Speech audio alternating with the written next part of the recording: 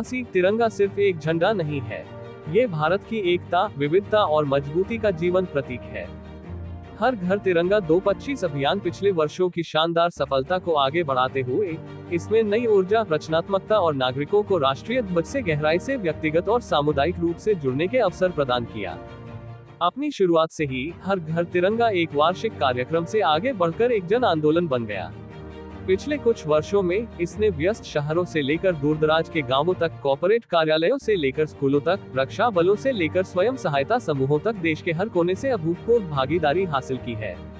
इस अभियान को ई-कॉमर्स प्लेटफॉर्म, रेलवे, नागरिक उड्डयन, सशस्त्र बलों और केंद्रीय सशस्त्र पुलिस बलों का समर्थन मिला है, जिससे ये सुनिश्चित हुआ है कि देशभक्ति का संदेश हर घर तक पहुंचे।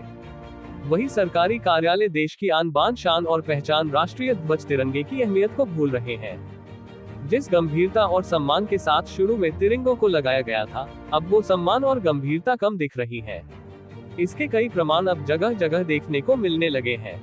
कई सरकारी प्रतिष्ठानों जैसे सप्रार प्रखंड सिंचाई विभाग झांसी और मुख्य अभियंता सिंचाई विभाग कार्यालय पर लगे राष्ट्रीय तिरंगे पर किसी का ध्यान ही नहीं है। ये फटकर लटक गए हैं और उनका रंग भी उड़ गया है। बावजूद इन्हें हटाया नहीं गया है।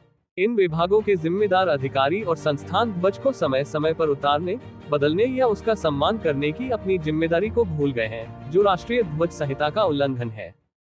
यह मामला दर्शाता है कि सरकारी अधिकारी और संस्थान राष्ट्रीय ध्वज के प्रति अपनी जिम्मेदारी से चूक रहे हैं।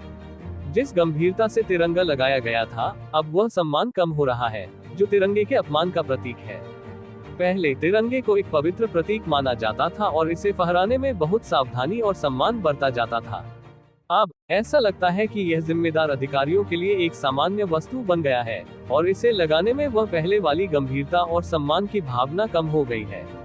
उत्तर प्रदेश झांसी से सुधीर सिंह की रिपोर्ट।